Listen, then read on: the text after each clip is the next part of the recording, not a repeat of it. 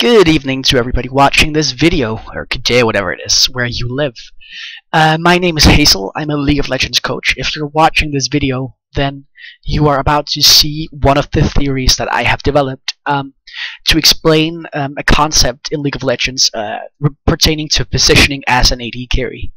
The important thing to know when we're looking at this graph or this model is that it's very, very important that you understand, everybody understands that whether you're playing ranged into a melee champion or ranged into another ranged champion, it doesn't matter, the model still applies.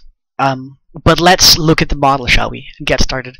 I have chosen to call this the fighting circle. This is because this is the way you fight, and as you can see, it has circle components in it, right? So let's take a look at all this clutter, try to make some sense out of the nonsense.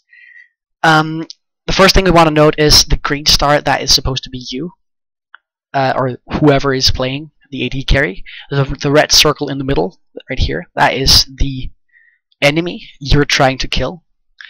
The rest I will take as we go over it, okay?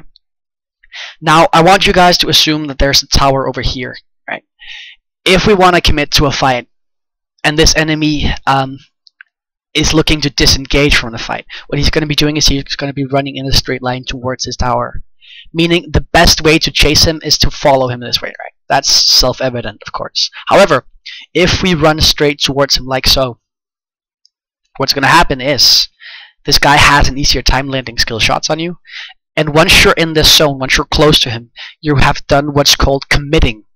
You have essentially decided that it's going to be more difficult for you to back out of a fight, and it's going to be more difficult for you to make any choices from here on out. So basically, you have handicapped yourself.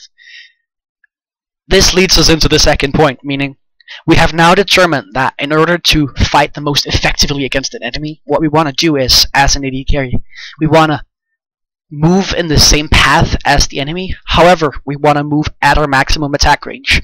This ends up forming a neat half circle that looks kind of like this.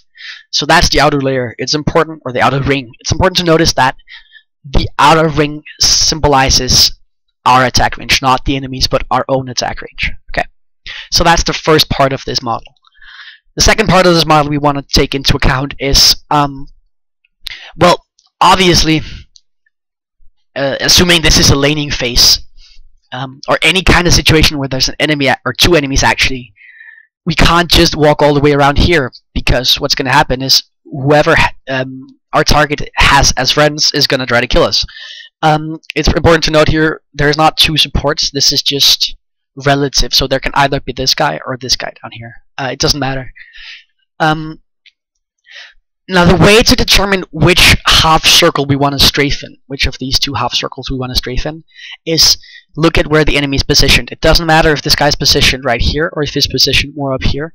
We strafe the opposite direction. This is done for the same reason. We don't want to run straight at the AD carry, which is if we run upward towards the enemy, well, this guy has CC and more damage, so we want to avoid him. Meaning, if there's a guy up here, we strafe down like that. And if there's a guy down here, we strafe up like that. Simple as such, right?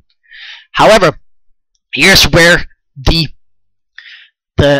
tricky part of this module, or this model, comes into play. What we're looking at right now is if somebody runs in a straight line like that, that's not a straight line, this is a straight line. If somebody runs in a straight line, it's very easy to hit them with a skill shot.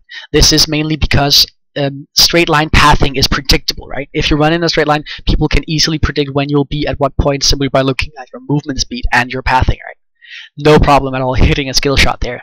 Meaning, if we just move around this half circle, all the way around, eventually the enemy will figure out our path of movement, right? They'll figure out we're traveling in this direction. So the reason that we're at max range kind of becomes void at this point. Not quite, but to a certain degree. Because once we become predictable, this guy has just an easy time hitting skill shots. This guy as well, the support right here.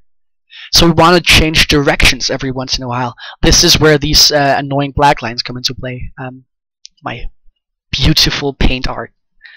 What we want to be doing when we strafe either direction, say this guy is the support and we have the enemy right here, we want to choose our pathing. So first of all, we choose the lower 90 degrees, right? So we choose this circle right here.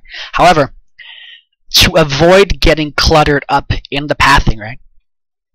To avoid getting cluttered up in the pathing, or to avoid getting predictable in our movements, we want to strafe a couple times, or move a couple times while attacking. So it's called attack moving, issuing movement and attack commands. You all know this concept, hopefully.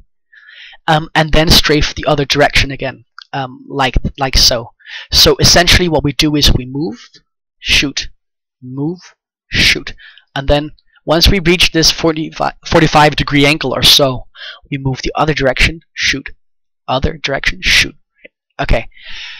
Depending on this guy, he's not going to stand still, obviously. If he fights you, he will move towards you in some description, meaning the second tire of pathing is either going to be more, or it's going to be angled in a different direction, right? So we're not going to, this guy's not standing still, so we can't just move like that and then the other way on the same spot, right?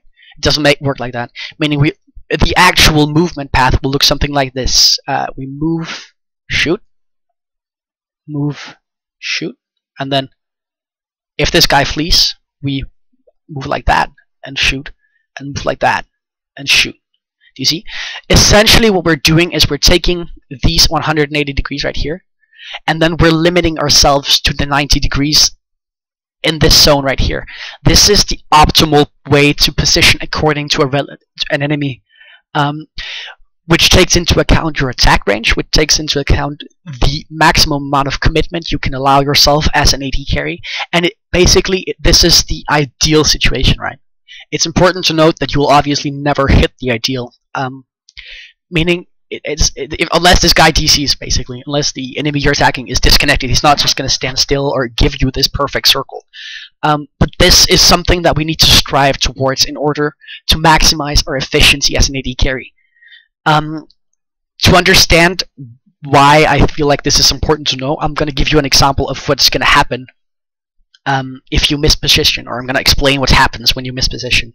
Basically, if you, instead of following your max attack range, you move in towards the enemy like this, and this guy steps up, say this is a melee champion, well, you just close the gap for him. Same if this is a ranged champion.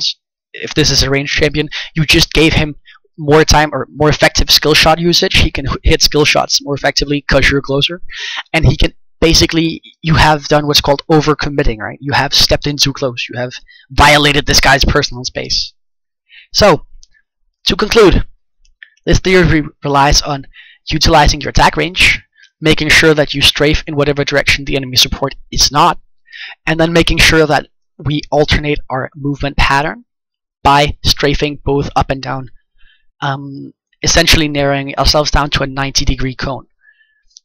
If this guy is 100% dead, it's important to note that you can often overcommit and actually stray past this and go all the way down here, as we would in an ideal world want to do, right?